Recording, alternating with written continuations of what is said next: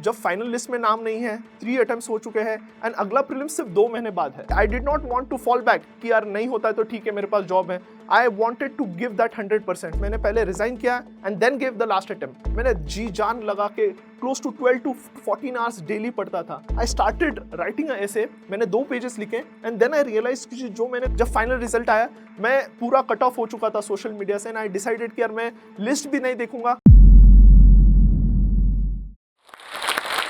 Hello everyone, my name is Dr. Sudarshan Luda. I've cleared UPSC CSC with a rank of 571, but from last 4 years, I've been guiding many students through my YouTube channel.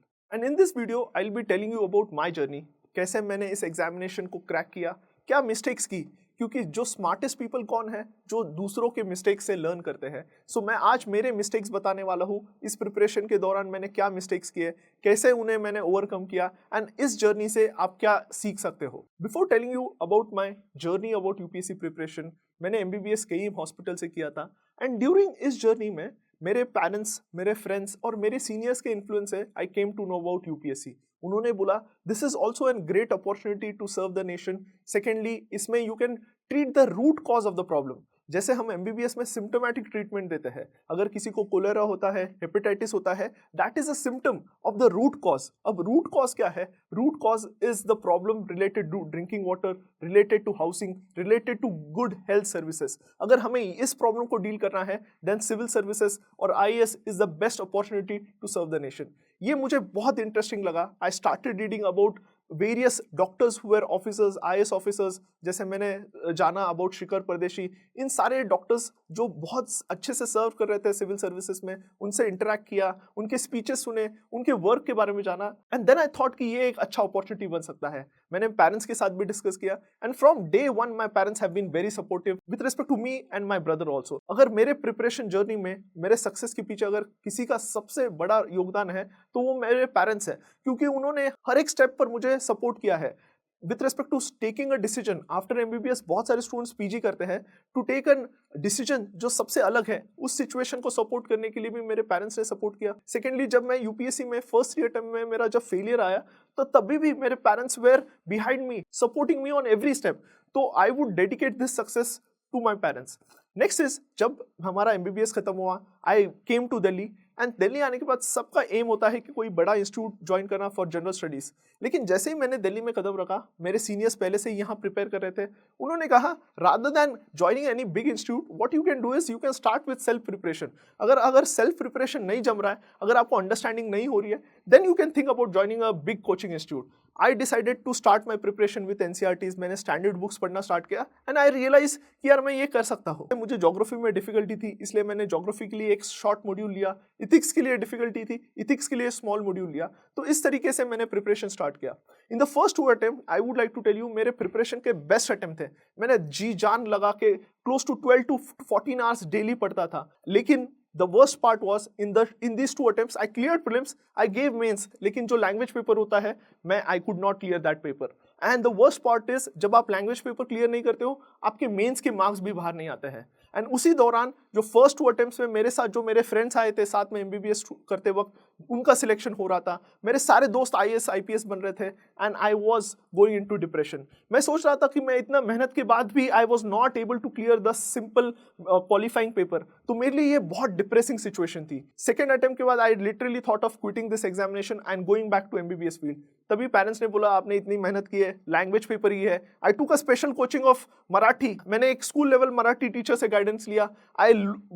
I went back to my basics and I learned Marathi during this stage. Third attempt आते आते मेरा पूरा focus, confidence पूरा कम हो रहा था and my friends were going ahead of me. उनका PG complete हो रहा था and I was still at the basic part. Prelims में ही मैं थर्ड अटेम्प्ट का प्रीलिम्स के लिए सोच रहा था।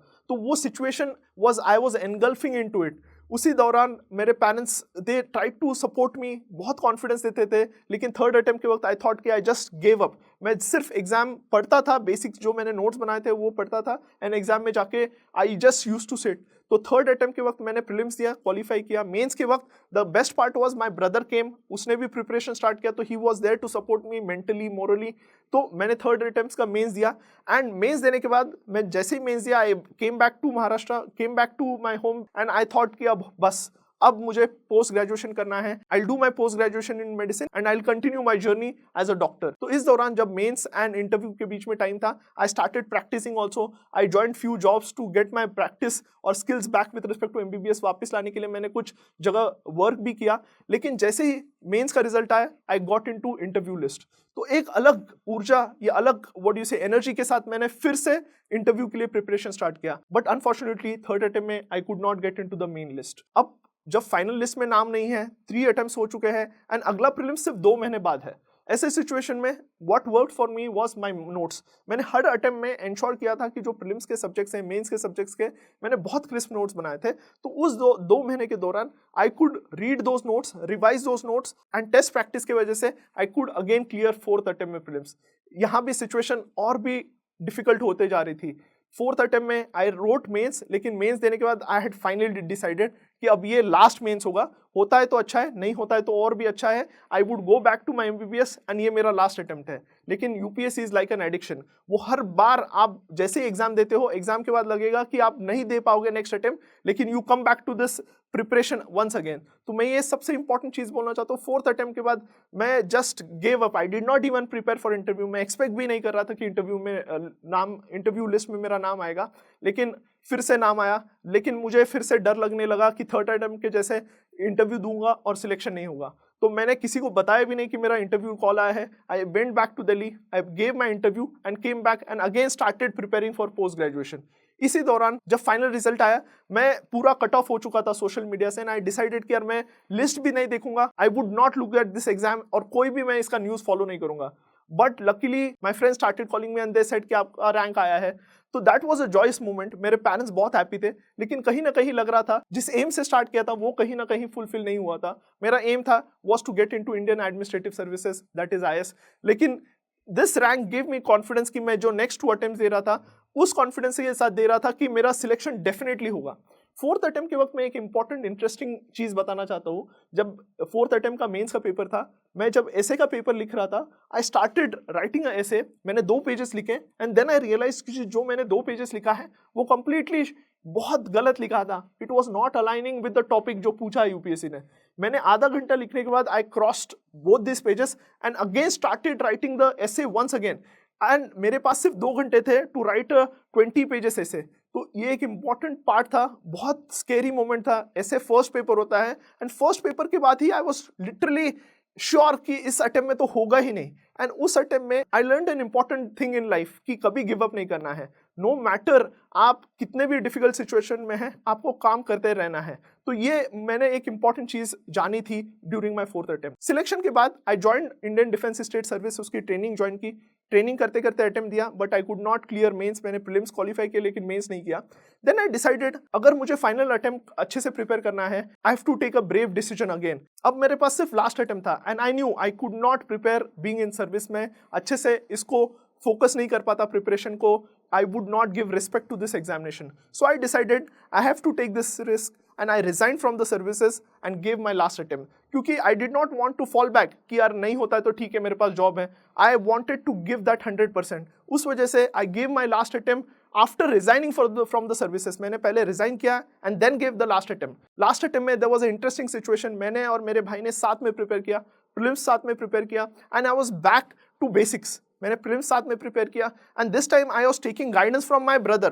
क्योंकि जब मैं सर्विसेज में था आई लॉस्ट टच, तो उस वजह से भाई से गाइडेंस लेना स्टार्ट किया, जिसको मैंने पहले गाइड किया था।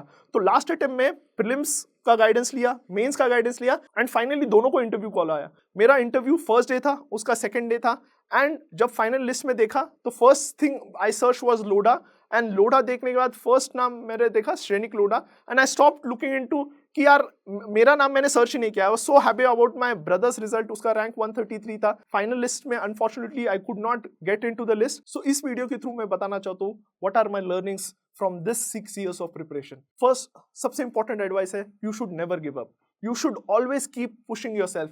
इंपॉर्टेंट है इस एग्जामिनेशन में hard work, consistency always pays off. कभी सिलेक्शन जल्दी होगा, कभी लेट होगा, लेकिन आपका अगर आप डेडिकेटेड हो, हार्ड वर्किंग हो, राइट डायरेक्शन में प्रिपरेशन कर रहे हो, डेफिनेटली सिलेक्शन होगा। Next important is you need a strong support. Family support या फ्रेंड सपोर्ट जरूरी है। I would advise all the parents to support their child, क्योंकि ये रिस्क टेकिंग एग्जामिनेशन है। बच्चे अगर इस एग्जामिनेशन के लिए प्रिपेयर कर रहे हैं तो वो अपने लाइफ के साथ अपने प्रेशियस ईयर्स में रिस्क ले रहे हैं, एंड जो जितना रिस्क लेगा उतना रिवॉर्ड बड़ा होता है। तो इस रिस्क टेकिंग फेज में you should support them mentally, financially, physically. Third important चीज इस प्रिपरेशन में is right guidance. I made a mistake in the initial phase. I did not take guidance with respect to language paper. I made those mistake again and again. तो ये चीज नहीं करनी है। जब आप एक बार वो मिस्टेक कर रहे हो, आपको उस मिस्टेक को ओवरकम करना है। You should focus on your mistake, work on them and move ahead. Important है, मिस्टेक्स हर कोई करता है, लेकिन उस मिस्टेक्स को रेक्टिफाई करना एंड उस पर काम करना, एंड उससे जो आगे बढ़ेगा वही सक्सेसफुल होगा इस प्रिपरेशन में। वन मोर इंपॉर्टेंट थिंग मैं बताना चाहता हूँ, aspirants from rural background, from any graduation background can crack this examination. बहुत सारे स्टूडेंट्स को लगता है कि you have to be a doctor, you have to be an engineer from IIT।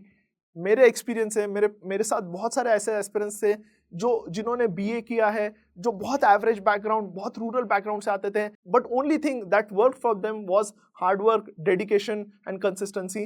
तो नो मैटर आपका बैकग्राउंड क्या है, अब इस फेज से आगे आप कितना डेडिकेशन दिखाते हो उससे आपका रिजल्ट डिफाइन करता है। आपका बैकग्राउंड एंड इस एग्जामिनेशन का कोई रिलेशन नहीं है। अगर आप इस एग्जामिनेशन को समझ पाओगे, उसके न्यूआंसेस को समझ पाते हो, definitely anyone can crack this examination. तो ये दिमाग में मत लाइए कि सिर्फ डॉक्टर्स, इंजीनियर्स या कोई IIM के बच्चे इस एग्जाम को क्रैक कर रहे हैं। Anyone can crack this examination. तो होपफुली इस वीडियो से आपको इंसाइट मिला होगा, आपको एक थोड़ा सा गाइडेंस मिला होगा, मोटिवेशन मिला होगा, and I would like to wish everyone best of luck for their UPSC journey. अगर आपके मन में है UPSC करना, डू नॉट थिंक ट्वाइस, आप उतना रिस्क ले सकते हो आपके लाइफ के साथ। सेकेंडली, जॉब लाइफ टाइम करना है, जॉब कभी भी मिलेगा, बिजनेस कभी भी कर पाओगे, लेकिन UPSC प्रिपरेशन एंड जो पढ़ाई का फेज है इस बिटवीन 25 to 30 ईयर्स तक ही आप अच्छे से पढ़ पाओगे। तो take that risk and try कीजिए इस एग्जामिनेशन को। आप में वो social service and public service करने की अगर कहीं चाहत है तो this examination is the perfect canvas to do that. Thank you. Hello aspirants, हम में से बहुतों का सपना है IAS ऑफिसर बनना, लेकिन ये जर्नी बहुत महंगी है और इसीलिए बहुत एस्पिरेंट्स ने जोश से रिक्वेस्ट किया कि क्या जोश टॉक्स एस्पिरेंट्स को हेल्प कर सकते हैं फाइनेंशियली उनकी इस जर्नी में। तो इसलिए जोश टॉक्स ने कांटेक्ट किया इंग्लिश मीडियम के लिए KSG IAS के खान सर को। हमने शायद इनका नाम तो सुना ही होगा। खान सर और KSG IAS की तो इंट्रोडक्शन ही देने की जरूरत नहीं है। देश के सबसे जाने माने और रिस्पेक्टेड इंस्टीट्यूट्स में से है KSG।